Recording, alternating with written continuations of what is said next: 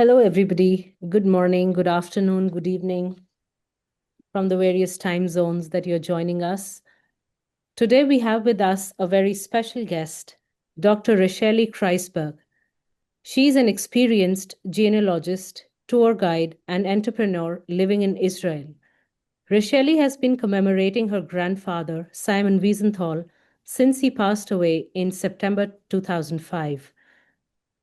She develops the Simon Wiesenthal Genealogy Geolocation Initiative, called SWIGGI. She holds a Ph.D. in Biotechnology and Molecular Microbiology and an Executive MBA from Tel Aviv University. She has also done an M.Sc in Chemistry from Technion. Racheli, welcome. It's a pleasure to have you with us. And the floor is yours. Thank you very, very much. I will share my screen. I'm very, very pleased to be here and to give the presentation on the life and legacy of Simon Wiesenthal and on the SWIGGI platform. I will talk about 5 different topics, some more in length and some less. They include the life of Simon Wiesenthal, the fact that he was a Nazi hunter, his legacy, the way people commemorate Simon Wiesenthal, and the Simon Wiesenthal Genealogy Geolocation Initiative. First, I want to say that Simon Wiesenthal was my grandfather. Okay, so beyond everything, he is my grandfather. And here you can see a few pictures of him and me. I don't have a lot of pictures of us together, and I share those, and they're very precious to me. The first one is in 1982. That was in Herzliya in Israel. And then 10 years later, you can see a picture of us in the inauguration of the Simon Wiesenthal Center in Los Angeles. 13 years later, in February 2005, this is one of my latest pictures with my grandfather. This is in their home. I will show that also later. And a few months later, in September 2005, my grandfather passed away. Here at the back, you can see a picture of my grandmother and my mother. And at this table, a lot of stamps have been collected, and I will talk about that later. So let's start. Simon Wiesenthal was born on the 31st of December 1908 in Buchach. Here you can see a postcard of Buchach. And Buchach used to be in Galicia. Nowadays, it's in the Ukraine. His family was small. He had a mother called Rosa Rapp. His father was called Asher Hensel Wiesenthal, and he had a brother named Hillel. Unfortunately, his family had a lot of sorrow. His father was killed in 1915 in the World War I in Stanislav. His brother Hillel passed away of illness. His mother, who was a widower, remarried and moved to Dolina. And therefore, Simon Wiesenthal was actually quite alone in Buchach. But he was with friends, and you can see here that he was part of a youth organization. Here he is right in the middle. You can see that even as a young boy or a young man, he was quite tall. After he completed his studies at the gymnasium in Buchach, he started studying building engineer at the Technical University of Prague. You can see here that I note that. He married my late grandmother, Zila Müller, in 1936. Zila Müller was also from Buchach, and during that time that Simon Wiesenthal was quite alone in Buchach without his mother, and after having lost his father and his brother, he spent quite a lot of time at the family of his future wife, Zila Müller. From 1936 till 1939, he worked as an architect in Lemberg. Lemberg is today in Lvov. It's called Lvov in the Ukraine. And here you can see one of the houses that he designed. The war started, and the Jews that were living in Lvov and Lemberg moved to the ghetto. And in 1941, in June 1941, when the Germans attacked Lvov, situation got worse. So here in the middle, you can see how the Judenrat of the Lvov ghetto was hung. Sila and Simon moved to the ghetto and also to the adjacent Janowska concentration camp. My grandfather was always very good and was always, how would I say this, very well networked. And he got false papers for his wife, Rachela, and her new name was Irena Kowalska. And my grandmother moved to Germany, where she worked till the end of the war in forced labor. His mother, sorry, his mother, Rosa Raab, so the person I told you that remarried, she was murdered in Belzec in 1942. And what you can see here is a page of testimony of Yad Vashem that was completed by my mother. So that was her grandmother. Towards the end of the war, Simon Wiesenthal was also part of the Death March. Here, Lvov, above it, you can see Janowska, and he marched from Janowska through Plaszów, which is in the area of Krakow, Poland today, to Grossrosen, from there to Buchenwald in Germany, and he ended up in Mauthausen near Linz in Austria. And he survived this death march. When I looked at this, I saw a map and I saw different locations, and then I wanted to see how far is this. And I think it is quite amazing that these people, towards the end of the war, marched something like 1,500 kilometers. In Mauthausen, my grandfather was ill and he was recovering. He was there from February 1945 till the liberation. But a little bit about the camp itself. You can see here, sort of, these are stairs. These stairs were walked up by people that were carving. Here you can see granite stones in the quarry. And it was really horrible because the people had to carry these very heavy stones. They were, of course, very weak and deprived from food and everything. And while they were climbing up, suffering from fatigue, if someone fell over then or fell backwards, then he would sort of tremble over all the people that were walking behind him. And therefore, it was a real horrible experience. And the Nazis, they also shot prisoners who collapsed from exhaustion. Simon Wiesenthal was liberated in 1945 by the American soldier Richard Seibel. And here you can see that he is depicted here. And among others, it is written that he liberated the Mauthausen concentration camp.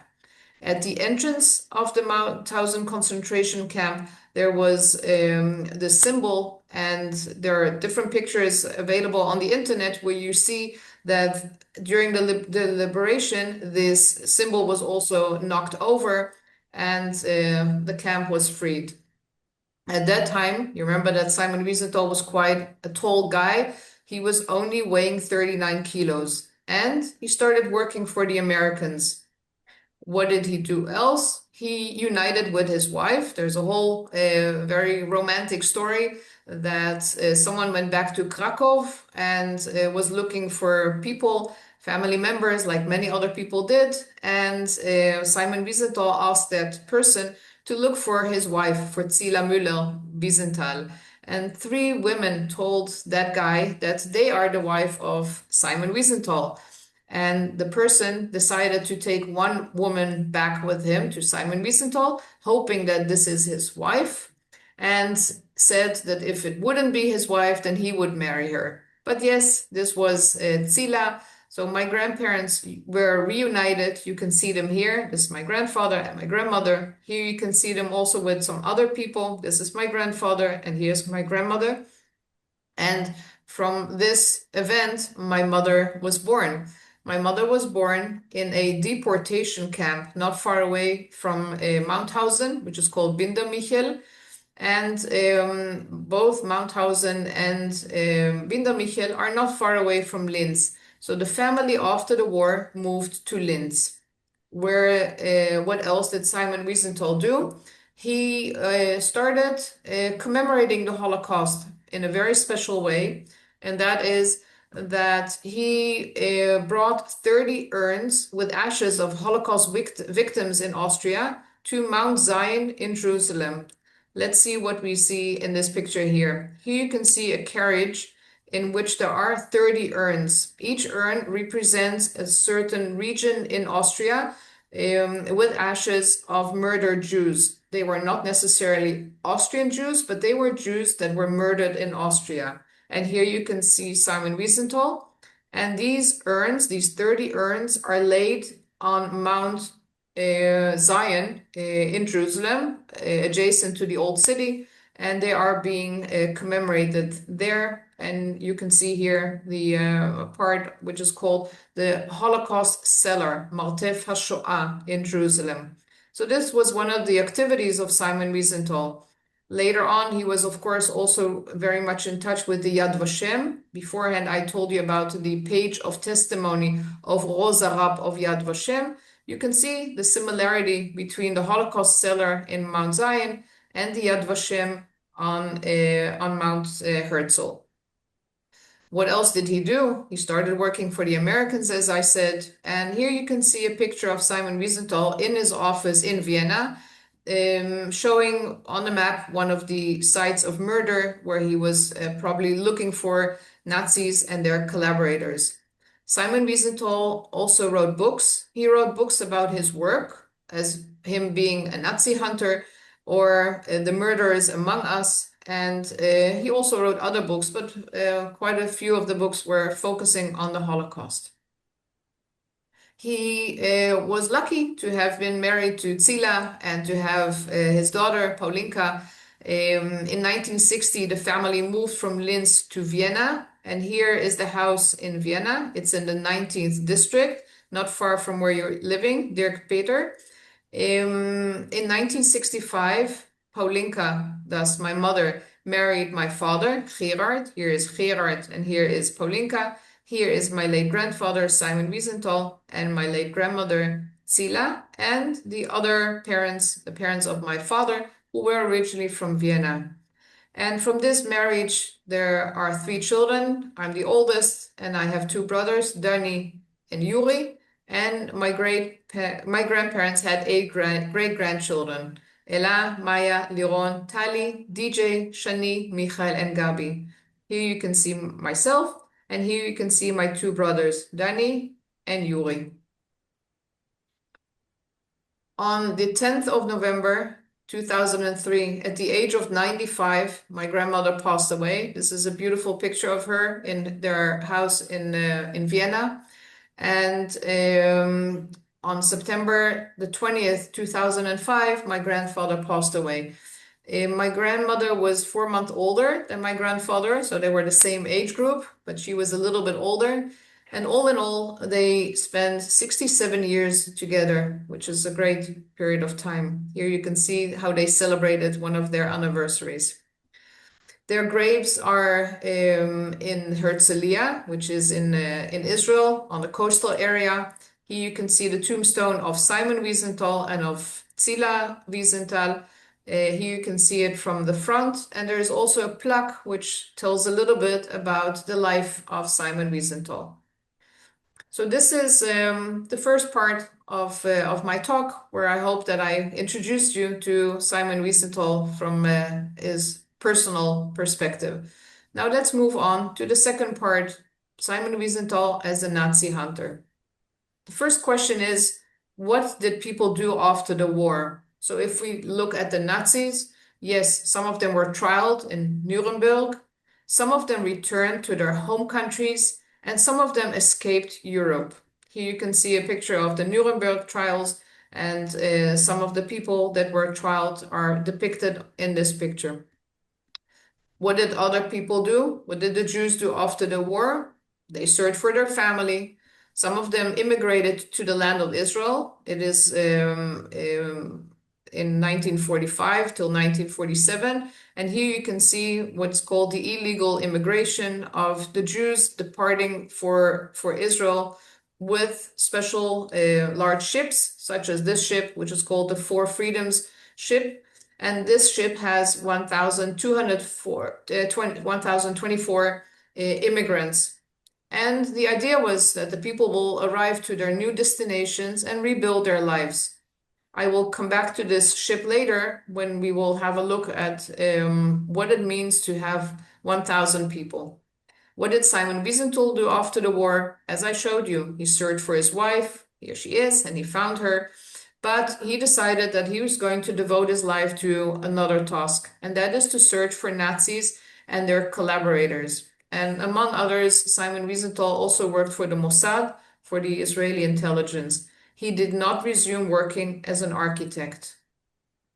I think that Simon Wiesenthal was, and I think he still is, an extraordinary man. And in the talks that I give, I try to share that with you so that you can see how special he was, and maybe also see how we could all look for things that will make our life very meaningful, like his life was. So what did he do? He started working as a Nazi hunter. He never defined himself Nazi hunter, but this was one of the terms that was associated with his work. But what does it actually mean? It means a few things. It means that you are like a detective. So first you need to collect information about the Nazis and their collaborators and gather testimonies from survivors. As I said, the Nazis, they escaped, or they returned to their homeland and of course resumed their regular life. So it is not easy to find them. On the other hand, the ones that gave the testimonies, the survivors, we said that they were looking for family, and then they also wanted to rebuild their life. And therefore, here is one of the major challenges, is to find this information about the Nazis and their collaborators on one hand, and on the other hand, to find people that would be willing to testify and go through the entire emotion of remembering and testifying what happened to them and their families during the war. The second thing was to build a file with the description of the crimes and the atrocities and the survivors' testimonies. And then this file had to be moved or transferred to the judicial authorities, because Simon Wiesenthal believed in what is written here, justice, not revenge. So all the files would be handed over to juristic parties, and people would be brought to court. And Simon Wiesenthal also participated in some of these court proceedings. One of the people that Simon Wiesenthal focused on was Eichmann. Now, Eichmann, who was responsible for the final solution, was not a person that the Jews, the survivors, saw, because he was more in the planning of this. And therefore, the fact that Simon Wiesenthal started focusing on the source of all this evil was already quite revolutionary. And therefore, it became also clear that the Holocaust was a planned event, and Eichmann's role in the destruction of the Jewish people became clear. And Simon Wiesenthal, started putting a lot of his efforts on the search for Eichmann, and he was even called Eichmann's Wiesenthal. Here you can see a picture of Adolf Eichmann, and one of the books that my grandfather wrote, which is I Hunted Eichmann. Adolf Eichmann didn't like to have pictures taken of him. And there was one picture of 1934. Let's see how we will go back to this later. As I told you, Simon Wiesenthal and his wife and daughter, they moved from the deportation camp in Bindermichel to Linz, the Austrian city Linz. And it turned out that Simon Wiesenthal was living on the Landstrasse. Here you can see a picture of the Landstrasse in number 40. This is where number 40 is today. And his landlord told them that the parents of Adolf Eichmann were living in the Landstrasse 32. So the parents of Adolf Eichmann were living 116 meters away from Simon Wiesenthal. One of the first things that Simon Wiesenthal had to deal with was the fact that the parents of Adolf Eichmann testified that their son, Adolf, was indeed an SS officer, but he did not return from the war. And in 1947, his wife, Veronika Liebel, she requested to receive a certificate from the court that her husband is dead. There was a person called Karl Lucas who testified that Eichmann was shot in Prague on the 30th of April, 1945. When Mehak introduced me, she said that I'm a genealogist. Genealogists are people that search for family history, and that is true. When you look at what I'm going to tell you now, you can see that Simon Wiesenthal probably also was involved in genealogy research. Why do I say this?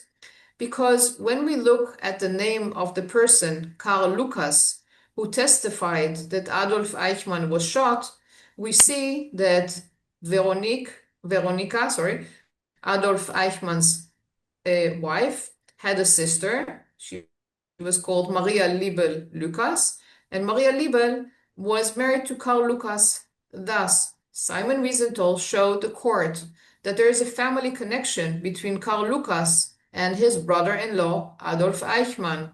And once this connection was recognized by the court, the request of Veronika, of Vera, to have her husband being recognized as dead was denied. Adolf Eichmann is alive, and the search can continue. So now we are in December 1949, and there were, of course, attempts to catch Adolf Eichmann, to find him and to arrest him. And one of these opportunities took place when Adolf Eichmann was planning on coming to an area or a city, a town called Altaussee, which is in Austria. This was the house in which his wife, Veronika, about whom we just spoke, was staying. And the idea was that Adolf would come and be with her during New Year. So what did Simon Wiesenthal do? He traveled from Linz to this area, which is about 130 kilometers southwest, and he was hoping that Adolf Eichmann will indeed arrive there on New Year. Simon Wiesenthal was not alone. He was there together with a young boy or a young man, and that young man revealed in one of the bars of this little town, that he was from Israel, that he was Israeli. And by doing this, it became probably clear to Adolf Eichmann that it was not safe to visit the town, to spend time together with his wife.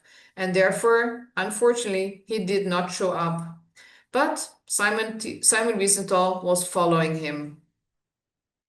If we move on a little bit, and we are now in 1951, then you can see here a map of the globe, and the opinions about the place where Adolf Eichmann would reside, they differed.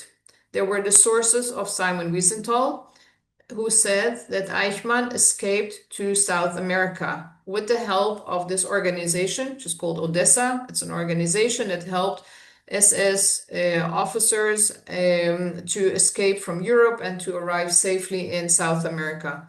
So Simon Wiesenthal thinks that Adolf Eichmann is in South America, and the Israelis, the Mossad, and the American sources think that Adolf Eichmann is in Damascus, in Syria. Here you can see a picture of Alain Brunel, who was also a Nazi, and he escaped to Damascus, to Syria. So the Israelis and the Americans think that he is in Syria, whereas Simon Wiesenthal thinks that he is in South America. Again, I should mention this, we are talking in a pre-internet world, okay? There is no email, there is no cellular phones. This is a different world in which this whole episode takes place. Next, there are rumors that Adolf Eichmann is in South America. How did it come to the know-how of Simon Wiesenthal? If you remember, I showed you the picture in 2005 February, that I was next to my grandfather in their dining area.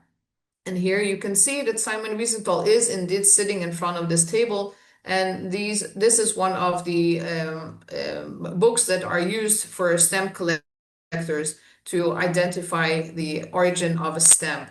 So Simon Wiesenthal was in the philately business, in the stamp business, and another stamp collector told them that he heard that Adolf Eichmann was living in a suburb of Buenos Aires in Argentina. In addition to that, here is again Vera, the wife of Adolf Eichmann. Her neighbors testified that she secretly took her children out of school. Combining those two things, we see that the thought develops that it could be that Adolf Eichmann, who was married to Veronica, and Veronica is now probably married to someone called either Clemens or Clement. And there is an assumption that Adolf Eichmann is Clement. And this assumption was verified by the Mossad, who said that indeed Vera married a person called Ricardo Clement. Here you can see his passport. This is Adolf Eichmann and Ricardo Clement, the name of Ricardo Clement. In order to find Adolf Eichmann, you need to be able to identify him. And we are now in 1960. So we are now 26 years later than the time the picture that I showed you of Adolf Eichmann from 1934 was taken. So what did Simon Wiesenthal do? There was a funeral of the father of Adolf Eichmann. The father of Adolf was called Karl Adolf Eichmann. And in 1960, he passed away. Adolf Eichmann had 4 brothers, Emil Rudolf, Friedrich, Otto, and Robert. And Simon Wiesenthal assumed that the brothers are going to attend the funeral of their father. And he asked that someone will take a picture of one of the brothers of Adolf Eichmann. And a picture was taken from Otto Eichmann. And in this picture that I don't have, I had it in the past, but I don't have it anymore. Otto Eichmann resembles Adolf Eichmann. With this picture, my grandfather, who passed that picture on to the Mossad, to the Israeli intelligence service, helped the Mossad during the Operation Finale, the operation in which Adolf Eichmann was identified in Buenos Aires, captured. You can see he's on his way to Israel with his eyes covered. This is the El Al plane that brought him back to Israel, that smuggled him back to Israel. And therefore, Simon Wiesenthal contributed to the capture of Adolf Eichmann. In Israel, on May 11th, 1960, the Prime Minister David Ben-Gurion announced from the Knesset, from the Israeli parliament, that Adolf Eichmann, who was responsible, along with other Nazi leaders, for what is called the final solution of the Jewish people that exterminated 6 million Jews of Europe, is under arrest in Israel and is facing a trial in Israel. And this was the trial that took place in Jerusalem. Here, I will show you, there is a recording. It is in Hebrew, but maybe later on you can also look for it, in which the General Attorney, Gideon Hausnell, opens the trial and states that in this place where he's standing, he is not only representing himself, but also 6 million Jews. So let's just listen to this for a second. במקום זה, בו אני עומד לפניכם, שופטי ישראל, ללמד קטגוריה על אדולף אייכמן, אין אני עומד יחידי.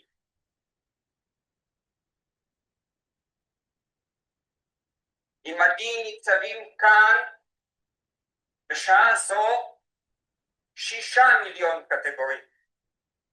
So this is what Gideon Hausnell said, that he's not standing there alone, but he's standing there together with 6 million people that are accusing Adolf Eichmann for the final solution.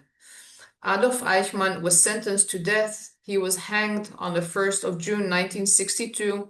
He was cremated and his ashes were scattered at the sea in order to avoid a place where he will be buried, which could lead to people visiting that place and remembering Adolf Eichmann in a given physical location.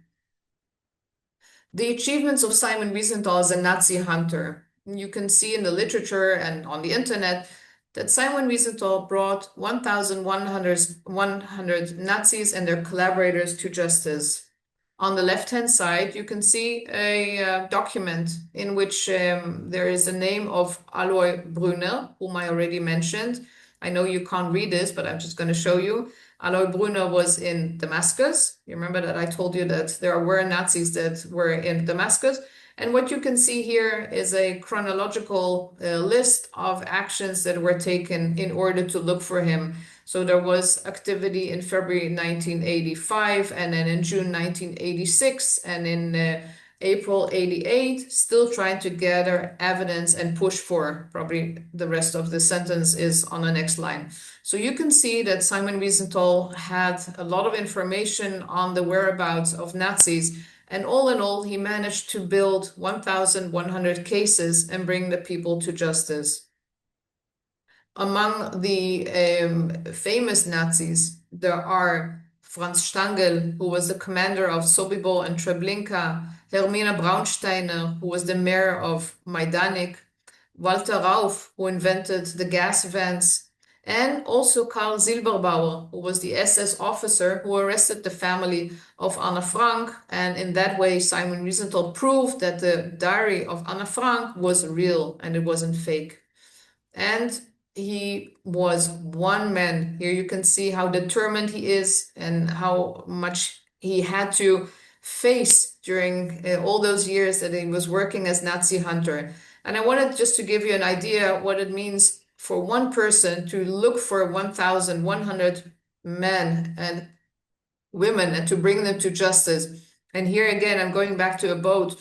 And on this ship, you see, this is a number, okay, of 1,100, almost 1,100 people. This one man did this job by bringing 1,100 Nazis and their collaborators to justice.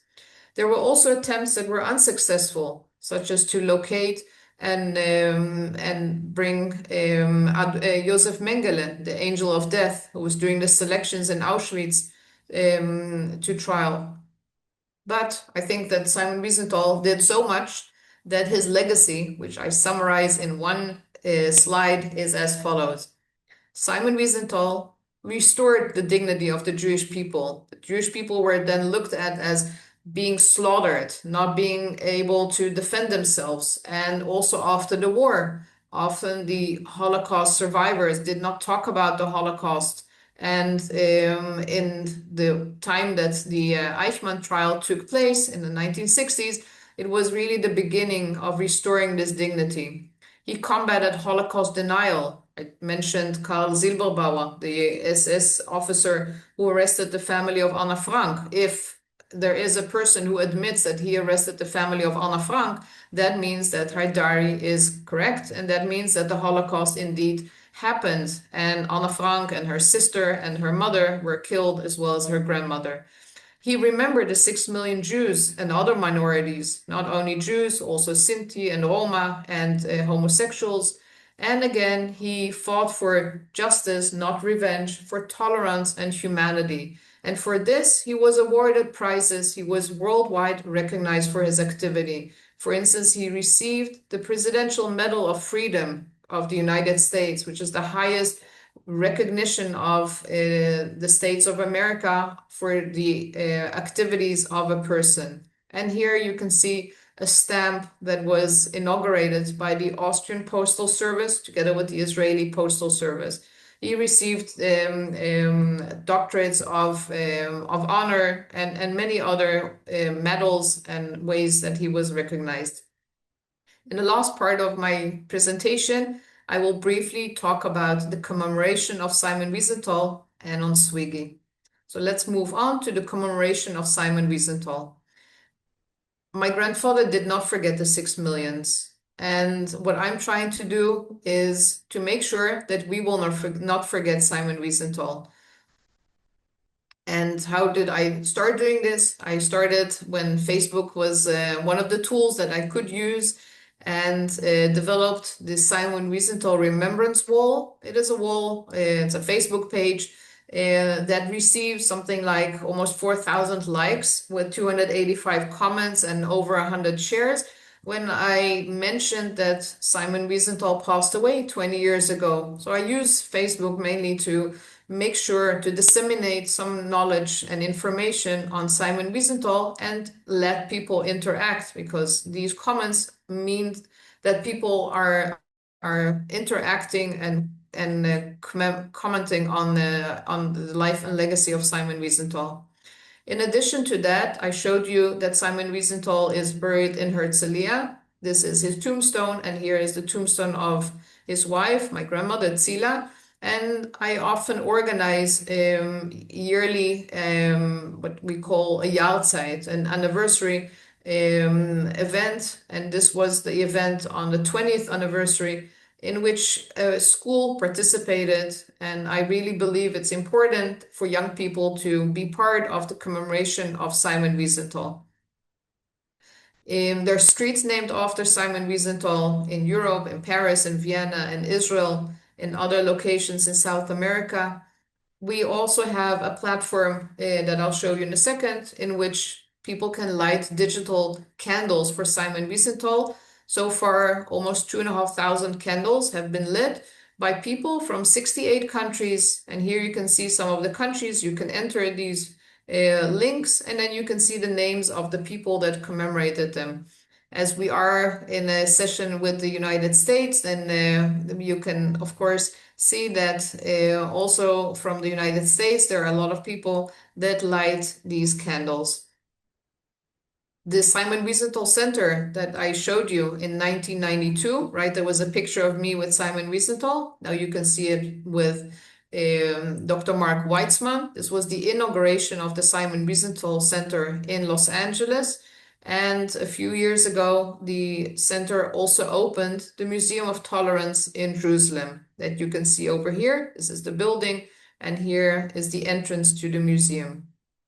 In Vienna, the archive of Simon Wiesenthal was given by my mother to a new organization, which is called the Vienna Wiesenthal Institute. And this is the building. It's adjacent to the building of the Jewish community and carries out research. Among others, they have here a very nice collection of the letters that were sent, the condolences letters that were sent to our family once my grandfather passed away. And here you can see obituaries that people wrote while remembering Simon Wiesenthal in their notes. The Simon Wiesenthal Genealogy Geolocation Initiative is an initiative that I started maybe some 27 years ago when I was first doing genealogy.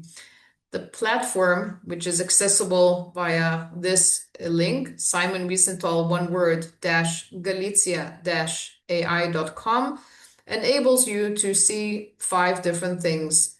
The word Recht means justice in German. We said justice, not revenge, and therefore we use the term Recht to represent 5 pillars. The R stands for research, the E for education, the C for commemoration of Simon Wiesenthal, the H for Holocaust memorials, and the T for the tours. In our platform, you can search for 680,000 records in one click, and I'll show you that in a sec. One of the things that we developed is a special platform which enables us to take family trees that we develop and link them to a given place on the map, to what we call a geolocation. Linking genealogy to geolocation is what stands behind SWIGGI. And we have done this in different locations, such as in Vienna, in Lodz, in Poland, the Netherlands, Germany, and some Ukrainian shtetls, including the shtetl from which Simon Wiesenthal originated. We also develop SWIGGI deportation maps that show where were the Jews sent to. This is a map of the Netherlands, and we can see where they were sent to. But we don't stop there. What we do, I'll show you for an example in Vienna, when we have a map. In this map, there are markers. We have quite a lot of data on Vienna. Some of it is pre-war data. So these are burial records of people that are buried in the central cemetery in Vienna. as well as the deportation records. And you can search this data using a first name or a last name of a person, the birth year, the death year, but you can also search using a family tree. And in that way, all the houses in which the people of a given family lived will be displayed. And there's more. If we look at a deportation map, for instance, where were the 65,000 Jews of Vienna deported to, we can see their locations in Europe. And for every given location, we have a list, and this list has the names of the deportees, but also a link to their family tree. And what we try to do is to develop family trees for Holocaust victims so that their offspring, their descendants, will commemorate them because they know that they are part of the family tree of a Holocaust victim. If we look at a deportation map that goes into Mauthausen, you can see that Mauthausen is right here, that this terrible story that I told you about the death stairs is also exhibited at the level of the different languages that were spoken at this concentration camp. There were 100,000 Jews and the rest were non-Jewish. So you can see from all these different locations, people were transported to Mauthausen. And only this is horrific. When you are in a camp, you don't speak German, you don't understand the language of the other inmates. We enable people to search the data in two very easy forms. Or one is to search by the name of a person, and the other is to search by an address. So you can choose the location and enter the data. This is the link to the search engine. And you can also search through this one click. That's another option. I will end by showing you how we do this and telling you a little personal story. So what we're trying to do here is really geared at commemorating, understanding what happened during the Holocaust. So we focus on individual people and we tell their stories in a special way. There was a person called Shmuel Schalingel, and he was the owner of two of the best hotels in Vienna. One of the hotels is the Imperial. This is the Imperial Hotel, and like Vienna is, it is magnificent. So this was a hotel owned by this person who was Jewish, Shmuel Schalingel. In 1938, he was forced to sell this hotel, and he was murdered in Theresienstadt in the Czech Republic in 1942. Even without going into what happened to him in a pictographic way, knowing that he was once the owner of this magnificent hotel and seeing where he ended up is terrible. But it's even more because the hotel was taken over by the Nazis. And you can see here Adolf Eichmann standing on the balcony of the hotel and talking to the crowds. What happened later is that we decided to commemorate the Jews that contributed to the economy and the development of Vienna, such as Shmuel Schalingel and other industrialists and people that were very wealthy, and they were living on the Ringstraße, the Open Ring and the Kärtner Ring. So we developed special tours in which you can go to all these places and you will learn a lot about the whereabouts of these people. There is a link. It's all available online, so you can do the tour yourself. But what happened on Simon Wiesenthal's 90th birthday in the Imperial Hotel? There was a celebration for his birthday. Who organized that party? It was organized by the Simon Wiesenthal Center. You remember that in 1992, the Simon Wiesenthal Center was inaugurated in Los Angeles. The person behind the establishment of the Simon Wiesenthal Center is Rabbi Heyer.